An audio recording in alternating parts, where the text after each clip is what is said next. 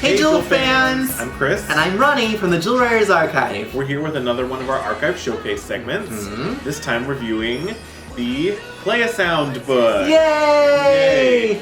There's a really fun story to this. Okay. As there's always a fun story to everything. Yes. But my memory of this is, I think it was about 99 or 2000. Okay. And we are in a used bookstore in Colorado Springs with my dad. Mm-hmm. And we're going through some books and we're kind of looking for stuff. And all of a sudden I see this. Okay. And I'm like, oh, it's Jewel Writers. Yeah. And I got so excited. And then I turned it around and I was like, ah! I mean, I was really like lost for words. Aww. Because I think that I had heard about it probably from Stormy's website, that I knew that there was a book out there, but I had never seen it. So I didn't know what it actually looked like. I mean, it could have been a small book, it could have been, whatever. I think this is a lot larger than what I actually expected it, I mean, it's comparable in size to those, Disney storybooks of the same era. Right. But even those, I think that were more like that size. So even this is like larger than that. But yes, this is in the Play a Sound family, and I think that those were also Play a Sound as well. So we're going to go ahead and... Yeah, I never saw this until you had a copy. Oh, really? Yeah, no, I never saw it in the wild. So that was that around like the 2001? Oh, probably around there, okay. Yeah.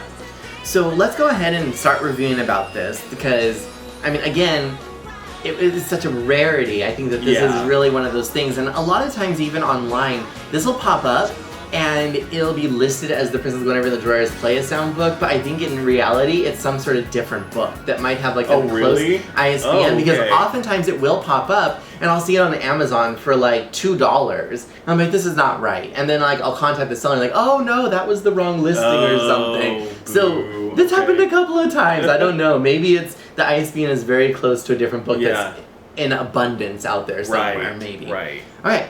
So to start off with, my favorite cover, as we've already talked about. I love this cover. This is very similar to the Song of the Rainbow. It's kind of the traditional, just the typical posing of the girls, and it's such lovely artwork. But like everything else, this was redrawn. Yes. I mean, they love redrawing this pose. They don't... It's not a stock image. Right, which I guess it's nice, because then it does go with the rest of the illustrations that are inside the book. But at the same time, it's like, you could have just used stock imaging. Yeah. I mean... Nobody would have known. Right? Like... Oh well. So, this one is labeled with Princess Gwenevere and the Jewel Writers, and it has the show logo. It's not the merchandise logo.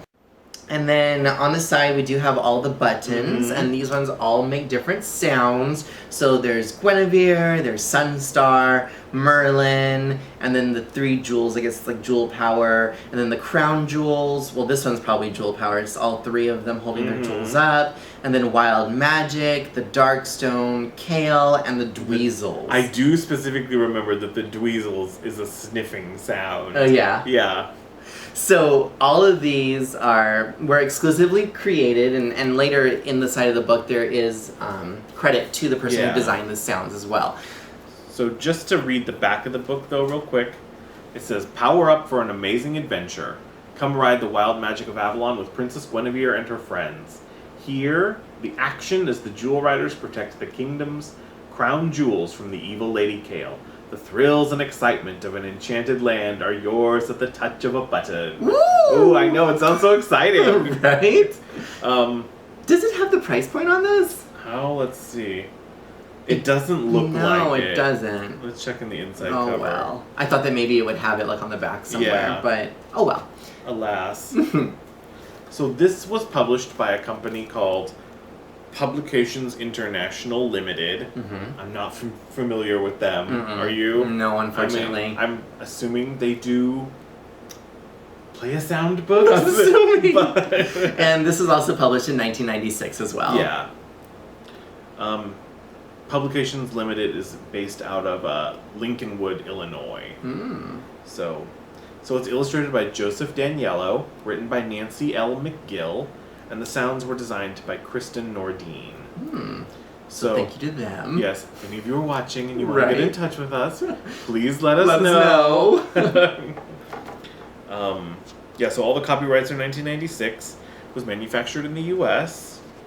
I like the word manufactured for a book instead of printed. It's kind of an odd choice, but I guess with all of this. Well, and also in the first page as well, another example of the typical media kind of clip art, but yet redrawn. Yeah. So it's the 3 girls inside of the heart with the logo, and then the 3 girls. Yeah, all redrawn And from stock art. Right. And now, just to give you a heads up, the premise of this book is Jewel Quest. Yeah, it's just Jewel Quest.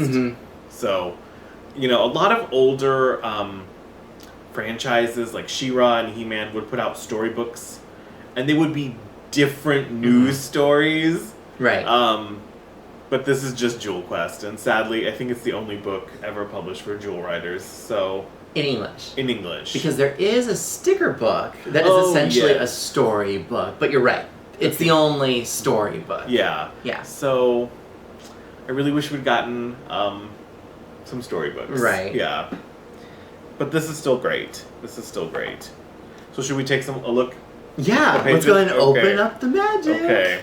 I will hold this, and you can turn the pages. Okay.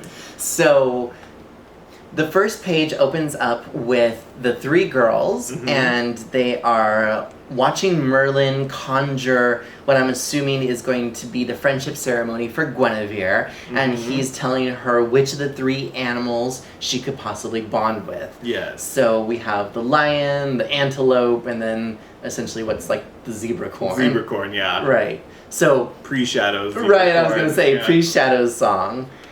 And then on page 2, I'm assuming, since this is Jewel Quest, that Kale has now found her dark stone, and she is flying through the wild magic, and she's riding Grimm, and the Dweezils are with her. Page 3 is Merlin being trapped in the wild thorn trees. Well, it's so funny because in the show it's just a bubble. I'm like, but this is a little bit more. Here it's a little cage. Right. But it's Kale's thorn trees again. Yeah. And you see that she's trying to open up the box, and the raven has come in, and he has swooped away with the key in hand. Yeah. So he is flying towards... Shall we find out if it's Sunstar? Oh, could it be? Well, we don't know yet. No. So we are in the throne room, and King Jared, Queen Anya, and Goliath look quite distressed. Yes. And this is not the best image of Drake. No, this is one of those pages. This is probably the derpiest page in the book. I love Sugar's expression too. Oh man, yeah, but it's fun, you see the throne room. You actually get to see the inlay again on the floor, even with the sunstone and the forest stone. Right. Even though it doesn't look like the forest stone is completed. No, I know, it looks just like a diamond. A diamond, yes. Yeah. So they are running, they are on their way to go to Merlin's cottage. Right. And then we meet Archie. So Archie is inside of the cottage that has been ransacked by the Dweezils, and Merlin, I'm assuming, is still in trouble. He's probably already been sent into the Wild Magic, so the girls are probably learning from Archie that the Dweezils were here, and they are about to go on an adventure. And shall I just point out, and I think there was continuity in the show, but Gwenevere already has a sunstone on her belt, and in the show she had a diamond or some sort of... It's a star shape. Yeah, so it's a star. But either way, she didn't have the sunstone already on her. Yeah. So here she already has her jewel. And then we encounter Kale and the Dweezils. Yes. And Gwen is talking with Sunstar, who has the key on her horn. Spike is jumping into the wild magic orb that Kale is sending towards Tamara and Fallon. And aside from just Gwen having the sunstone already on her belt, I think everything for the most part is on model. There really isn't anything that's off model, thankfully. And we see the back part of the girls. You don't often see them from the back. You usually see them from the front. And then we've cut to Jewel Quest Part 2. Yes. And Then we are healing Spike. We have Josh and Drake, Fallon, and Gwenevere. So aside from Max, we actually have an appearance of the boys. Just disappeared entirely. Right? But hey, you know what? We have Josh here. Yeah. Drake is here. So I guess we're happy, right? Yeah. I really love the background images in this book too. I think they're really nicely painted and it is nice. Yeah. And I know that we kind of gave the artwork a little bit of gripe, but I guess it's not so bad. No. When you're looking at this page, it's not as bad. And then the next page, we encounter Kale in her lair. Now we see a nice image of all 7 crown jewels. I think that this is actually where Stormy might have got her imagery. Maybe. I think that she said that she cut it out of the book. But either way, these are actually pretty nicely done. They're nice images, although they're not quite color correct to the series. I know that Burning Ice is like a light blue, and it has some white in it, and then the Desert Star is not just orange, it's much red. deeper red. Yeah. Right. So there is a little bit of color correction that could have happened, but still, at least you get really nice images of the crown jewels. It's really nice to see because it's not something in a storybook generally that you would have seen such screen accurate images, I think. Right.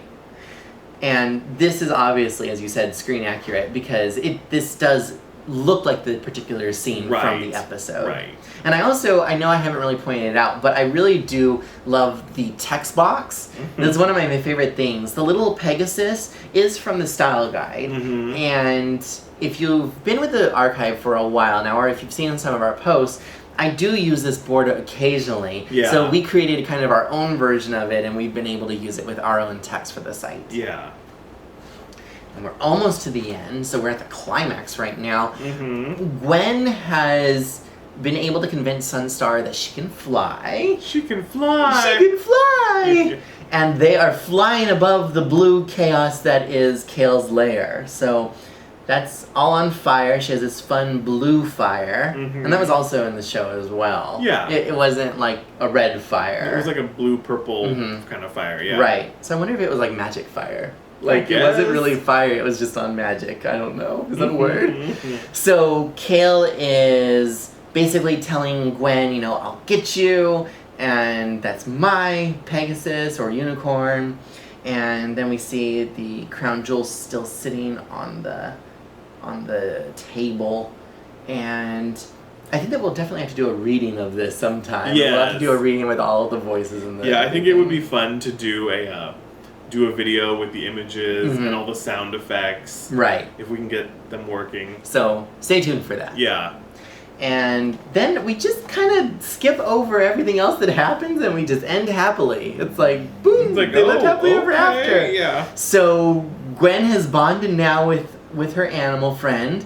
And see Sunstar's got her sunstone on. Right. But Moondance is nowhere to be found. Neither is Cleo or the pack. No. They've all gone away.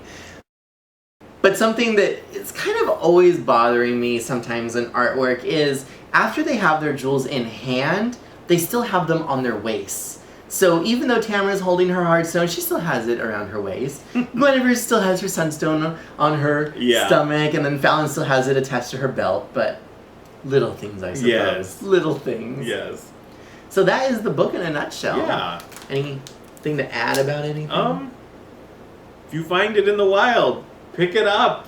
It's pretty rare, I think. I don't think you wouldn't not. Yeah. It's a great book. I think it was one of those things that's like, wow, I really wish I'd had this as a kid. I don't know, I might have been a little old for a play a sound book when the time that Jewel Riders first came out. You're never too old for fun things. I mean, I still enjoy it. Yeah, no, but it's like, it's one of those things where it's like, it would have been really nice to have all that beautiful artwork in hand. As a kid. Right. Yeah. Right. So totally understand. I think it's a missed opportunity to not have more storybooks. So. Which I think it would have been so fun if, for me personally, because I love Little Golden Books. Yes, I really do. Yes. So to have like a little golden book of it or some sort of storybook in that size. I had some for Sky Dancers. I remember I went. Yes. And there was also one for Dragonflies, I think that there was. Yes, I have several. I think 4 or 5 for Dragonflies. Okay. So that would have been really fun if we could have ever had that. I mean, maybe, you never know what'll happen in the future. Yeah, but it would have been so fun to have a little storybook with like these cute little retro drawings of the Jewel Riders. Yeah, it would be great. Right. Great. Until next time, I guess keep reading your storybooks Yes. and playing with your play sound if you have one. And All right. share your memories. And of course, if you like this, make sure to like and subscribe for future videos. And let us know down in the comments below if you had this book. Did you grow up with it, or did you find it as an adult? Right. I guess till next time then. Right. Friends together. Friends forever. All right. Bye. By the magic of the Sunstone, you're tuned into the Jewel Riders Archive.